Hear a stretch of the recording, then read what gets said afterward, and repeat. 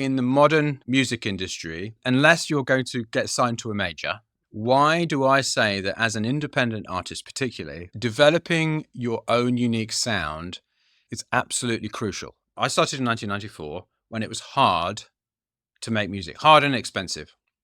The very first music I made was with a guy who had to get a bank loan, had to go and present a business plan to his bank to buy a sampler. Just imagine that.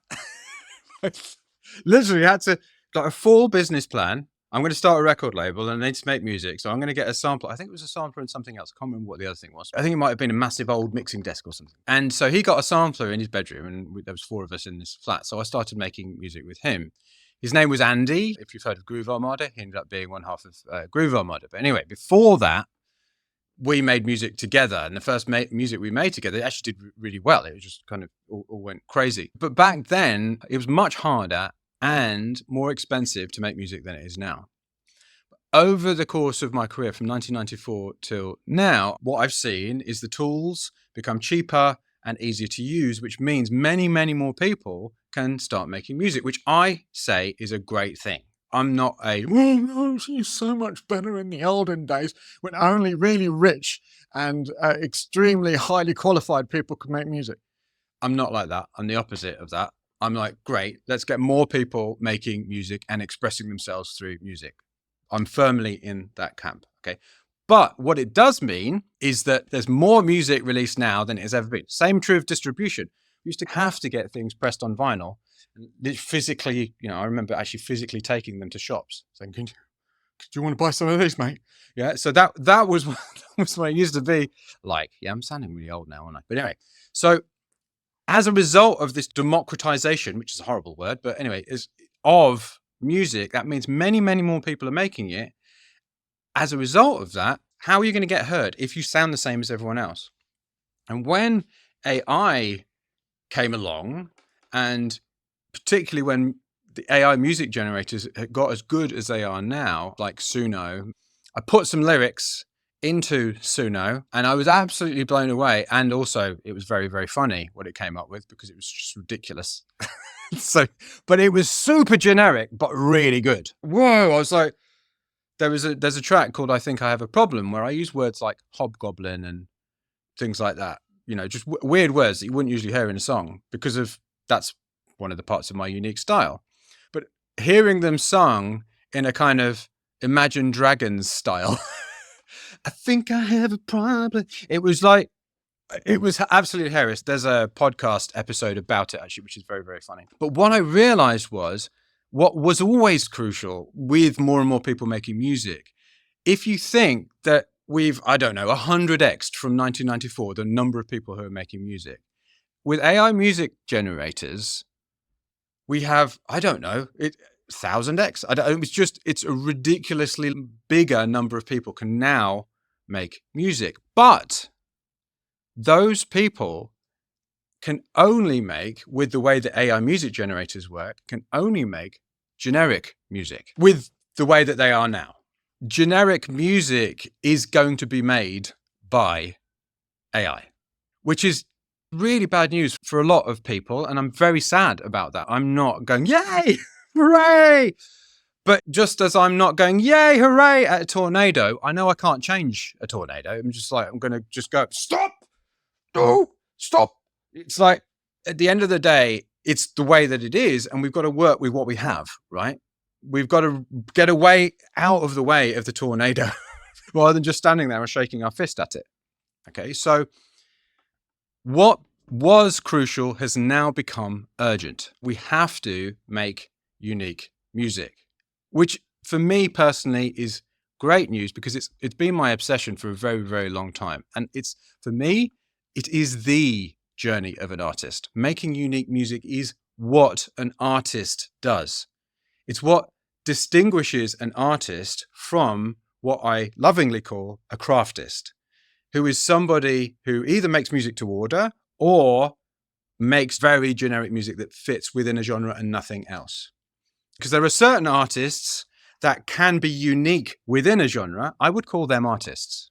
Their sound while being within a genre, but their sound is stronger than the genre, even though they would choose to work within a genre.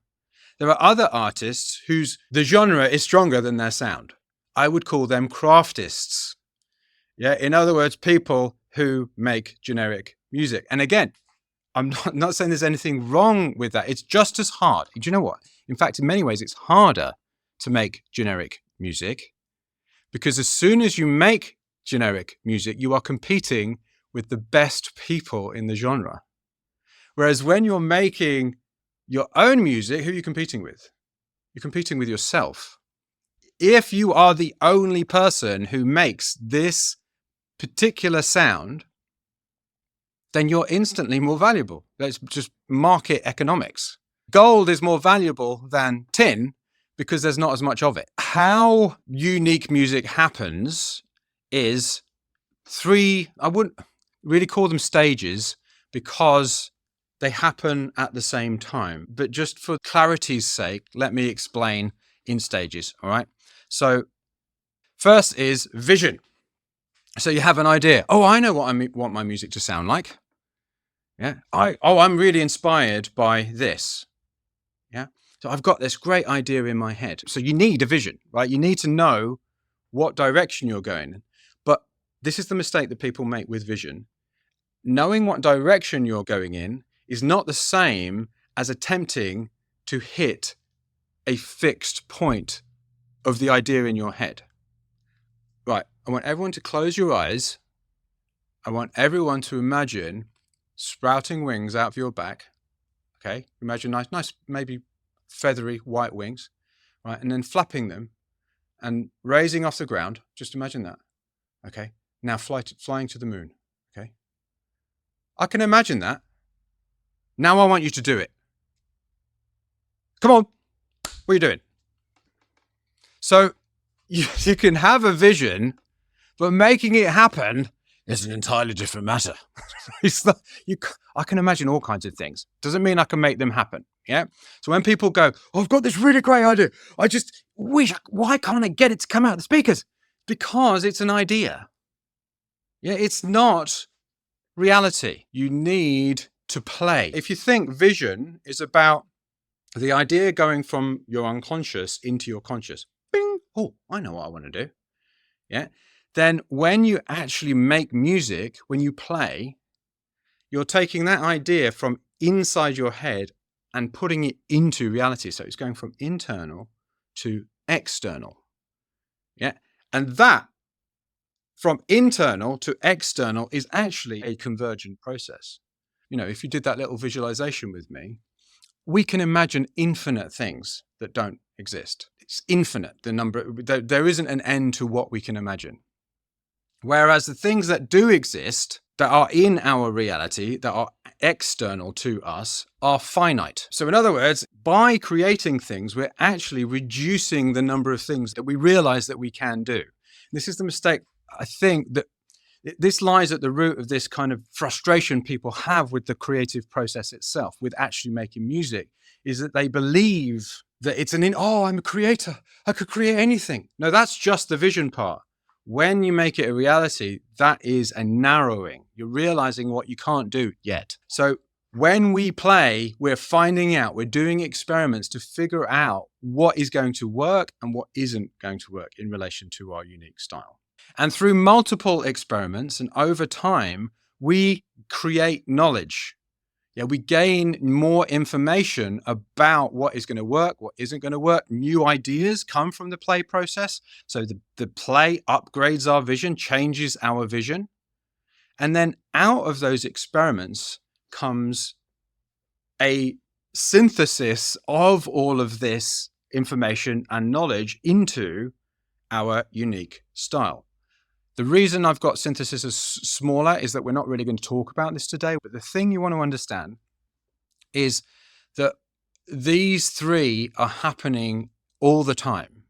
So it's not, right, in the first month, we're going to do vision. And then in the second month, we're going to do play. And then the third month, we're going to do synthesis. They're actually happening all the time. But they are the distinct stages of creating a unique style and, in fact, the creative process.